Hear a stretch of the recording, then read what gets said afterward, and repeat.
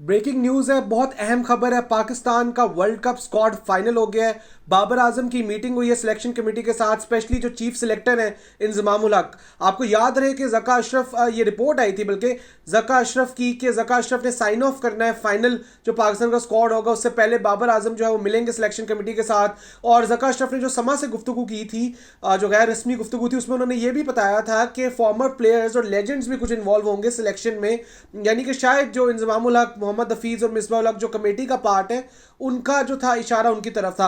अब जो है वर्ल्ड कप का स्क्वाड बिल्कुल फाइनल हो गया और कल या परसों, इन्हीं 2 दिन में ये पब्लिक भी हो जाएगा। 28 सितंबर तक आपके पास फिर भी टाइम है कि आप उसमें चेंजेस कर सकते हो, 28 से पहले, यानी कि 27 तक आईसीसी की तरफ से जो टाइम दिया गया, लेकिन कल फाइनली पब्लिक हो जाएगा। आपको ये भी याद है कि बांग्लादेश और श्रीलंका, उसके अलावा पाकिस्तान, ये 3 टीम से जिन्होंने अब तक वर्ल्ड कप का स्क्वाड अपना फाइनल करके पब्लिक नहीं किया था। अब जो है ये स्क्वाड पब्लिक होता नजर आ रहा है और बाबर आजम की बहुत ज़्यादा जो अहम और बहुत इंपॉर्टेंट मीटिंग थी वो सिलेक्शन कमेटी से हो चुकी है। और उसमें बाबर आजम ने यही फैसला किया है कि जो उनके प्लेयर्स हैं, जिनके साथ वो चल रहे हैं, जिनको कॉन्स्टेंटली चांसेस दिए गए हैं, उन्हीं के साथ वो रहना चाहते हैं और उन्हीं पर वो ट्रस्ट करते हैं। ये एक बहुत अच्छी बात है, क्योंकि जब नया कोई प्लेयर आता है, जब कोई यंगस्टर आता है टीम में, उस पर भी प्रेशर होता है परफॉर्म करने का।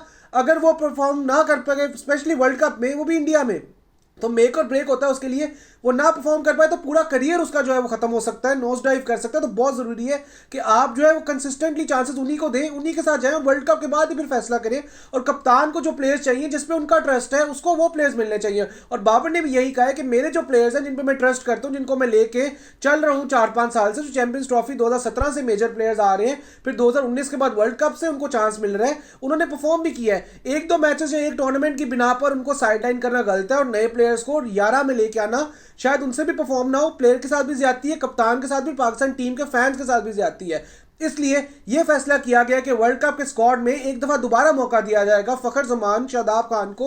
और अब तक यही जो है वो रिपोर्ट्स हैं, बल्कि ये समा और बॉल की तरफ से 2 दिन पहले से भी रिपोर्ट्स आ रही थी कि बाबर आजम की जो मीटिंग होगी उसमें 1 से 2 तब्दीलियां ही होंगी। और अब 1 से 2 तब्दीलियां यही नजर आ रही हैं कि अबरार अहमद जो है उनको चांस दिया जा सकता है। मिस्ट्री स्पिनर है और उन्हें इतनी ज्यादा शायद अभी 50 ओवर क्रिकेट नहीं खेली है, लेकिन फर्स्ट क्लास में भी आउट करते हैं। उनकी डेब्यू सीरीज टेस्ट मैचेस जो उन्होंने खेले थे इंग्लैंड के खिलाफ, उनमें भी उन्होंने बड़ी अच्छी कारकर्दगी दिखाई थी। और फिर जो कुलदीप यादव है और जिस तरह के मिस्ट्री स्पिनर्स और जो बहुत ज्यादा परफॉर्म कर रहे हैं, पाकिस्तान उस चीज को काउंटर करना चाहता है। पाकिस्तान चाहता है कि वो भी एक ऐसा स्पिनर उतारे जो रेगुलर स्पिनर हो और वो जाकर वहां पर शॉक करे टीम्स को, जो उनके बैटिंग ऑर्डर है उसको वो तबाह करने की काबिलियत या सलाहियत रखता हो, जैसे एक वक्त में जंटा मेंडिस रखते थे या सुनील नारायण रखते थे एक्शन चेंज से पहले।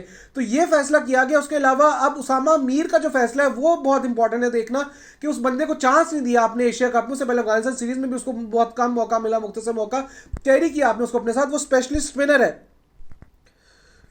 और उस स्पेशलिस्ट स्पिनर के होते के बावजूद आपने जो है एक और स्पिनर लाने का फैसला किया। अब उसका क्या फैसला होता है, ये इंपॉर्टेंट है। दूसरी चीज जो इंपॉर्टेंट है यहाँ पे वो ये कि अब्दुल्ला शफीक का आपने क्या करना है, क्योंकि उसने तो 50 किया, एक ही मैच वो खेला और वो उससे पहले नहीं खेल रहा था, वो प्लेइंग 11 में नहीं था आखिरी मैच की आपकी। वो क्योंकि साउथ शकील और इमाम जो थे वो बाहर हो गए थे, इस वजह से वो आया था और शायद वो प्लान्स में नहीं था वर्ल्ड कप की।